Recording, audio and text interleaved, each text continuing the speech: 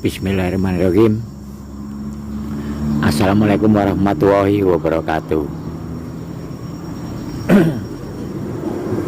Nah, pagi hari ini berjumpa lagi dengan saya, Cak Gondrong, yang akan memberikan spesifikasi unit kendaraan truk ya. Nah, ini setelah saya berada di bengkel, ini saya ngasih contoh bahwasanya ukuran bak yang ideal untuk di negara kita Indonesia itu harusnya seperti ini ya. Jadi ini contoh mobil kol diesel untuk bak dom dari dom truk. Nah, ini dari sumbu depan dan sumbu belakang ini sesuai ya, jadi tidak terlalu pendek, tidak terlalu panjang, jadi ukurannya sesuai dengan ketentuan dealer ya, dimana antara baknya dan juga ban ini sesuai. Nah, pengertiannya, baknya ini tidak terlalu lebar, jadi ukuran bak ini sesuai dengan lebar ban, baik ban kanan maupun ban kiri. Dan juga ukuran baknya ini tidak terlalu tinggi. Nah, itu ya. Nah, matahari. Nah, ukuran baknya ini tidak terlalu tinggi. Nah, jadi jarak tinggian bak dengan cabin ini tidak terlalu tinggi ya. Dan baknya ini juga tidak terlalu panjang. Nah, baknya ini tidak terlalu panjang dan sangat ideal lah untuk keperuntukannya, karena terkadang bak ini tidak sesuai ukuran yang ditentukan oleh Dinas Perhubungan. Nah, khususnya di negara kita, ada kalanya bak ini dilebarkan menjadi melebihi dengan batas lebar ban. Setelah dilebarkan juga kadang ditinggikan, panjangnya juga ditambahi sehingga melebihi daripada chassis bagian belakang. Nah, kalau sudah kondisi bak lebar, terlalu panjang juga terlalu tinggi, itu tentunya muatannya juga terlalu besar dan terlalu banyak dan sangat beresiko ya. Dan juga biasanya itu melanggar dari ketentuan yang sudah ditentukan oleh Dinas Perhubungan. Jadi ya wajar aja ya kalau kondisi jalan itu rusak atau cepat rusak ya, karena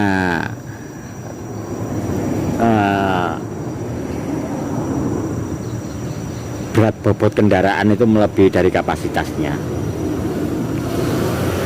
Dan gini nih, daya angkutnya aja kalau ukuran kol diesel dengan bak dom truk ini ya, ataupun bak biasa, bak untuk muatan kargo atau ekspedisi ataupun box, itu kalau untuk kelas kol diesel ini sekitar 4,5 ton. Cuman kadang ya di sawit itu ya bisa dimuati 9,5 ton, bahkan sampai 10 ton. Nah, itu kan sudah melebihi batas maksimal kemampuan daripada kendaraan. Nah, kalau sudah demikian itu biasanya ya itu sangat rentan sekali dengan kejadian-kejadian yang tidak diinginkan, seperti halnya ban pecah atau meletus, dan juga kadang pada saat pengereman pun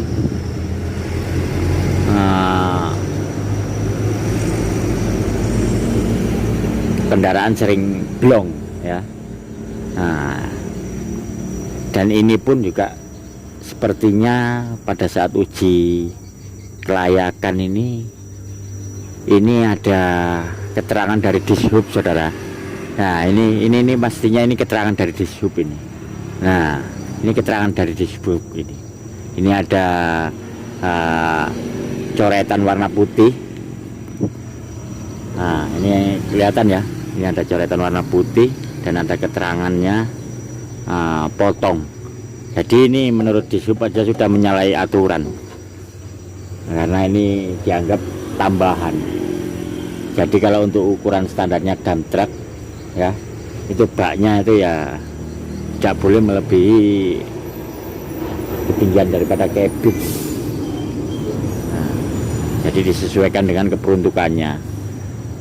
Dan biasanya kalau baknya itu dilebarkan dan ditinggikan, juga dipanjangkan ya, karena muatannya berat, itu pasti pernya pun pasti ditambah ini ya. Nah itu ya, nah, oleh si pernya ini pasti ditambah, ditebali. Maksud tujuannya itu biar tidak mudah patah.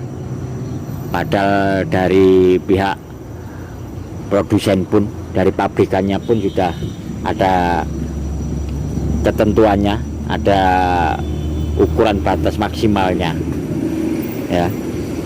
Nah ini Dishub ini yang memberikan tanda ini habis uji kelayakan atau KIR. Nah ini ada 2 unit, saudaraku. Yang satu ini perbaikan, mungkin hidroliknya ya, sama-sama dump truck. Nah kalau ini sesuai, ini sesuai keperuntukannya. Jadi ukuran baknya ini sedang atau standar, dan ini biasanya untuk muat material pasir, koral, atau batu bata. Nah ini baknya ya segini ya. Nah ini contoh.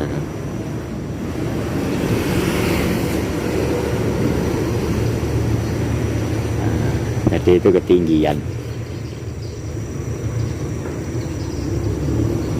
Nah ini mungkin yang ukurannya sedang itu yang ini, saudaraku.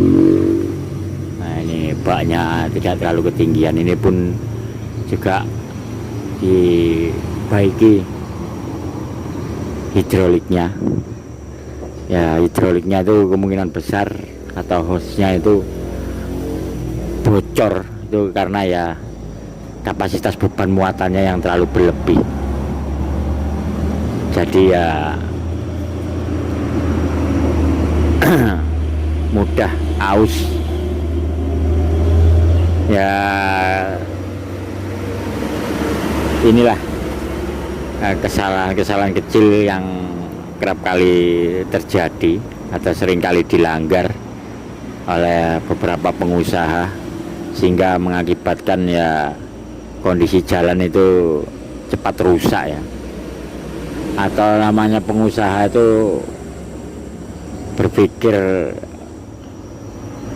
untuk betul-betul menerapkan pemahaman tentang ilmu ekonomi ya.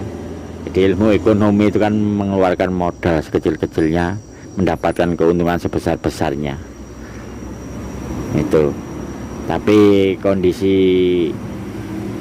keamanan dan juga keselamatan maupun kenyamanan dalam berkendara yang dilakukan seorang driver itu diabaikan.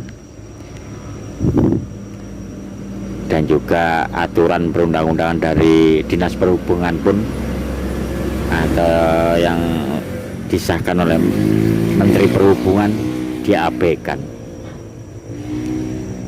Nah, dan mudah-mudahan ke depannya ada ada penindakan tegas lah ya, karena kalau terlalu berlebihan muatan itu ya driver pun atau pengemudi itu menjalankan kendaraan itu pada saat muatan itu was-was ya, karena kita belajar dari negara-negara yang udah maju ya, dan negara-negara yang sudah mapan ya, tidak perlu bangsa-bangsa Eropa, negeri tetangga aja itu pun kondisi kendaraan pada saat lebih dari 5 tahun sudah akhir karena dianggap membutuhkan perbaikan, gak dinilai banyak yang aus, jadi itu menjadi pertimbangan. Dan kondisinya pun mobil sesuai, ibarat kata muatan tidak terlalu berlebih, dan di sana pun jarang pengusaha itu mengeluh karena ongkosnya tidak sebanding atau tidak sesuai, dan juga kondisi badan jalannya pun rata-rata lebar, rata dan mulus. Nah, kalau di Indonesia ini khususnya pulau-pulau kayak Kalimantan khususnya itu banyak kondisi jalan yang berlubang. Jadi ya mungkin ini jadi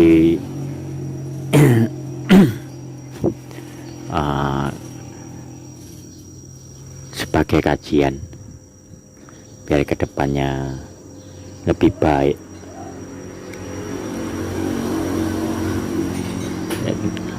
Ya ini kondisinya ban depannya juga gundul saudaraku, ini gundul ini sangat rentan kalau kondisi muatan. Pada saat muatan kalau ndak sering berhenti untuk kontrol tromol panas sehingga bannya mudah pecah. Jadi mungkin itu aja ya yang bisa saya sampaikan, jadi bahan evaluasi sekaligus pengertian dan pemahaman bahwasanya bagaimana pentingnya modal transportasi umum ataupun angkutan barang perihal kelayakan sebagaimana yang sudah tertera di undang-undang khususnya Kementerian Perhubungan dan juga Dinas Perhubungan yang betul-betul sudah ditentukan melalui proses pengkajian ya. Nah, makanya kerap kali terjadi hal-hal yang tidak diinginkan itu karena ya overload, berlebihan muatan, dan juga kondisi bak kendaraan baik jenis-jenis mobil angkutan barang yang jenis pickup, kalau diesel atau truk tanggung ini, terus truk engkel itu yang roda 6 yang besar, dan juga tronton. Nah itu ya, mungkin hanya itu yang saya bisa sampaikan.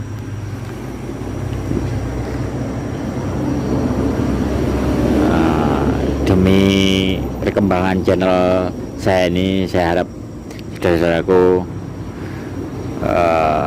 tidak lupa untuk meng-like, meng-share, dan men-subscribe serta mengaktifkan tanda loncengnya supaya konten saya dapat berkembang. Akhir kata, wassalamualaikum warahmatullahi wabarakatuh.